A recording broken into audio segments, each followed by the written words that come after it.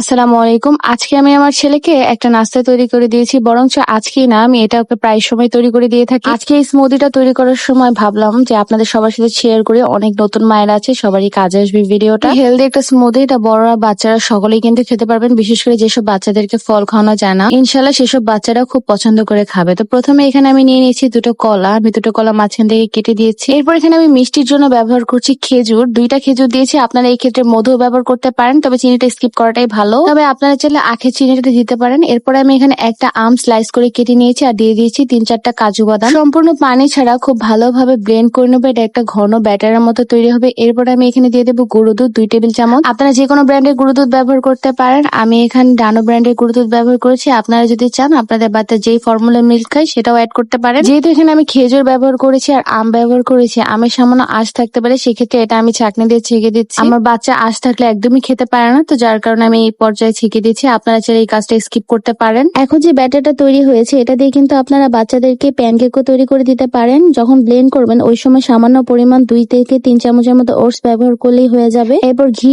অথবা বাটার দিয়ে ভালো মতো ভেজে নিতে পারেন প্যানকেক গুলাকে, অথবা এই ক্ষেত্রে আপনাদের বাসায় যদি ওটস না থাকে সেক্ষেত্রে আপনারা কিন্তু ময়দা বা আটাও ব্যবহার করতে পারবেন সামান্য বেকিং পাউডার দিয়ে। আমি একটু ঘনই রেখেছি, এখানে কিন্তু আমি এক্সট্রা কোনো পানি ব্যবহার করিনি, যেহেতু আমার বাচ্চা এই ঘনটাই খেতে পারবে এই কারণে। আর যদি আপনাদের বাচ্চারা খেতে না পারে সেক্ষেত্রে সামান্য পানি ব্যবহার করে আরো পাতলা করে ফিটারে দিতে পারেন, অথবা চামচ বাটিতেও খাওয়াতে পারেন। আমার ছেলে যেহেতু বড় সে খেতে পারবে এই কারণে আমি ওকে এভাবে দিচ্ছি। বাচ্চারা কিন্তু আম খেতেও তেমন একটা পছন্দ করে না, সেক্ষেত্রে কিন্তু এভাবে তৈরি করে দেওয়া যেতে পারে, কারণ আমের একদমই স্মেল আসে না। আমার ছেলে কিন্তু আম তেমন একটা পছন্দ করে না, তো সেই ক্ষেত্রে এভাবে তৈরি করে দিলে সে আলহামদুলিল্লাহ খেতে খুব পছন্দ করে থাকে। তো আজকের ভিডিওটাকে এই পর্যন্ত রাখছি। আশা করি সবাই ভালো থাকবেন। আল্লাহ হাফেজ।